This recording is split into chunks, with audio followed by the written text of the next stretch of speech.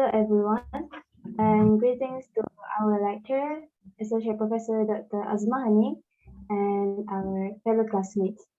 Before we start, let us introduce ourselves first. My name is Husna Khairia with matric number 192445. My name is Muhammad Zafiq, and my matrix number is 192006. We are from Group 6, and today we're going to present under subtopic MOSFET transistor integrated circuit device, ferroelectric ceramics, and piezoelectric materials. Now, we're going to start with first subtopic, MOSFET transistor integrated circuit device. I'll pass this section to Zafiq. Thank you, Husna.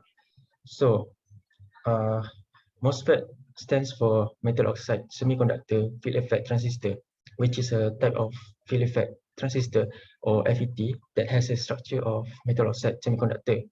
This semiconductor device has been widely used for switching purposes and for the amplification of electronic signals in electronic devices. So in general, as a field effect transistor, it has three terminals, namely drain, source, and gate, and also one more optional terminal called substrate or body. The current conduction between drain and source is controlled by a voltage applied to the gate terminal. The gate terminal is electrically insulated from the current carrying channel. Due to the insulation between gate and source terminals, the input resistance of MOSFET may be very high, such usually in the order of 1014 ohms. So the basic structure of the MOSFET is shown in the figure. So a block made of n-type silicon substrate acts as the base of the MOSFET.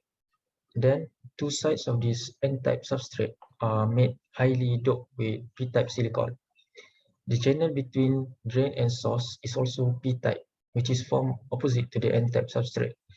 It is easy to bias the MOSFET gate terminal for the polarities of either positive or negative.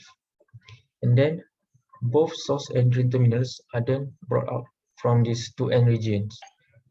The entire surface of the substrate is coated with a layer of silicon dioxide, which acts as an insulation. Then a thin insulated metallic plate is then placed on top of the silicon dioxide, acting as a capacitor plate. Then the gate terminal is then brought out from this thin metallic plate. And lastly, a DC circuit is then formed by connecting a voltage source between these two n-type regions. So next. Right, so MOSFET can act as a voltage control resistor when no current flows into the gate terminal. The small voltage at the gate terminal controls the current flow through the channel between the source and drain terminals. In present days, the MOSFET transistors are mostly used in the electronic circuit applications, both analog and digital. A MOSFET is either a core or integrated circuit, where it is designed and fabricated in a single chip because the device is available in very small sizes. The size of the MOSFET is the most important variable in its design, and it may vary widely within a single integrated circuit. The size of the circuit is considered the state of the art, with approximately 50 nanometer line width.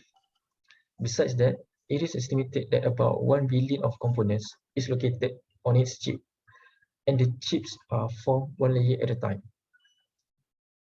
So MOSFETs are basically classified into two forms, and which is first one is depletion type. When there is no voltage across the gate terminal, the channel shows its maximum conductance. Whereas if the voltage across the gate terminal is either positive or negative, then the channel conductivity decreases. And then for the second one, enhancement type. When there is no voltage across the terminal, the gate terminal, then the device does not conduct. While if there is the maximum voltage across the gate terminal, then the device shows enhanced conductivity. So in both depletion and enhancement modes, an electric field is produced by gate voltage. which changes the flow charge carriers such as electrons for n channel and holes for p channel. So that's from our first subtopic. Okay, thank you, Taufik. Now, our next subtopic is ferroelectric ceramics. So, ferroelectrics is known as dielectric materials. It is called as ferroelectrics because it shows a spontaneous polarization. So, this spontaneous polarization occurs without any electric field, and it is one of the consequences that coming from the positioning of AbO3 ions where inside the unit cell. These AbO3 ions consist of two cations and one anion. If you can see in the figure, the blue the blue ions are the positively charged A cations. The red one is the negatively charged O anions, and the green in the center of the cell is the positively charged B cations. So ferroelectric materials, the application are most of the time in the computer memories, switches and actuators, and ultrasonic transducer. And then ferroelectric ceramic structure are known as the perovskite structure, which is the AbO3 material. Now, let's take a look at one example of the ferroelectric material. In this case is barium titanate. We're gonna see under Curie temperature and above Curie temperature. So basically, Curie temperature is one of the material characteristics for this type of material, which is ferroelectric material. Under its Curie temperature, which is under 120 degrees C, there is a dipole moment that occurs at the center of the cell. You can see that it is almost symmetric between the red and the green ions. So this dipole moment occurs due to differences in electronegativity where the positive and negative are attracted to each other. And compared to the on the right column, we can see above Curie temperature, the unit cell now becomes cubic, and then all ions are assumed to be symmetric in position because the heat from the temperature it agitates the dipole moment where it can overcome the forces that cause the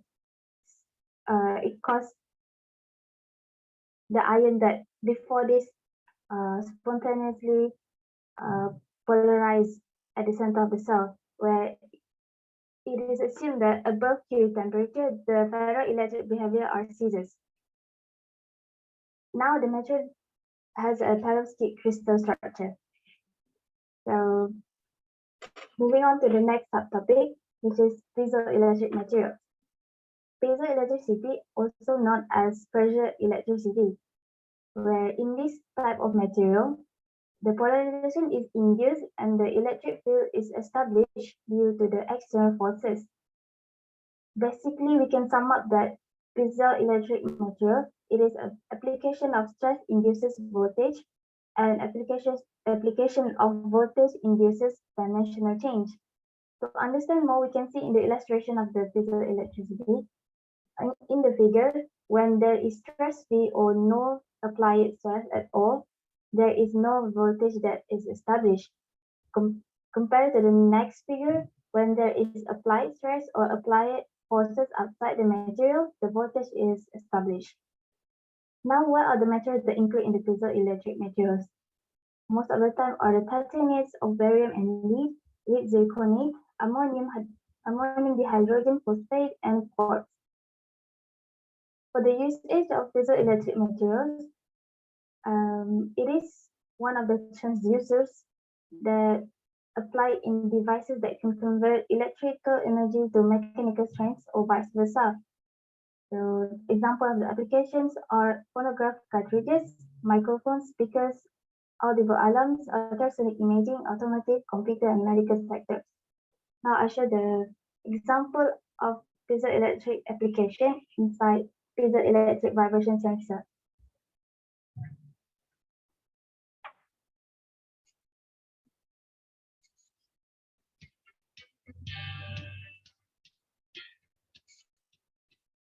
went. And what do I make? There are many uses for piezoelectrical devices in today's weapons. We use to see their effects without a second thought. But can you diagnose a fault with one of these, not knowing how they work? Let's take a closer look at piezoelectricity. A knock sensor is a piezoelectric vibration sensor. When engine detonation occurs, the vibrations are transmitted through the engine block to the sensor body. Inside the sensor is a ceramic sensing disc. The vibrations from the detonation create pressure on the ceramic that is proportional to the knock. The ceramic generates a voltage based on this pressure and is signaled to the ECM for conversion and interpretation. With the scope attached to the sensor, any substantial vibrations will be detected and reflected as an alternating current signal. These sensors are signal generators, and as such, they don't require a reference voltage to operate.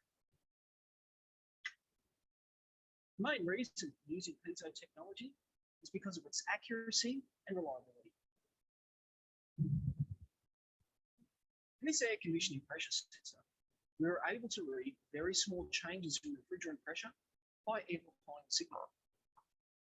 This is a sample of the hundreds of training videos we have available, covering everything from technical fundamentals to diagnostic. Yeah, that is from the video. Now we're moving on to the next section. For theoretical and calculation question, I'll pass this section to Zafir. Thank you, Usna. So for the last part is the questions. Barium titanate is an important ferroelectric crystal. Spontaneous polarization occurs below the Curie temperature. Electric polarization is due to ions shifting in the unit cell as shown below. So, question A, below the Curie temperature, is the lattice cubic or tetragonal? And then question B, what is the polarization per unit cell and per volume of the material? So, for question A, it is already explained before that as a ferroelectric substance, the barium titanate will have shiftings when the temperature is below the Curie temperature, as shown in the figure. So, when the temperature is above the Curie temperature, there is no shifting of ions, and therefore the unit cell is said to be cubic. However, as shown in the figure, when the temperature is drops below the Curie temperature, the ions such as oxygen will shift downward a little bit. For example, the oxygen at the middle of the surface is shifting downwards about 0.006 nanometer, and the oxygen ions at the top of the surface is shifting about 0.009 nanometer downwards. And as a result of this, the titanium ions in the center of the unit cell also shifts upward about the same as the oxygen ion, which is 0.006 nanometer. So therefore, as a result of the shifting, the unit cell would be tetragonal and not cubic anymore. So for question B, to find the polarization per unit cell and per unit volume, we sum up the Qi, which is the total charge of the ions, which is a part of the unit cell, times by the shifting distances, Di. And then we substitute the value such as 2 oxygen times by half times by -2, as it is -2 is the charge, and then the shifting is negative 0.009 nanometer, and then for other oxygens, which shifts about negative 0.006 nanometer, and then titanium ions, which has a charge of positive 4 and shifting 0.006 nanometer. We will get 0.066 E, and then we substitute the value of E, which is the charge of an electron, which is 1.602 times 10 to the power of negative 19 coulomb, and then we will get 1.057 times 10 to the power of negative 9 coulometer. And then to find out how much the polarization per unit unit cell per volume, we divide with the total volume of the unit cell, which is 0.398 square times by 0.403, and then we times by 1 times 10 to the power of negative 9 to convert it to in meter, and then the final answer would be 0.156 coulomb per meter square, which is the polarization per unit cell per volume. So that is all for our presentation. So thank you. Thank you so much.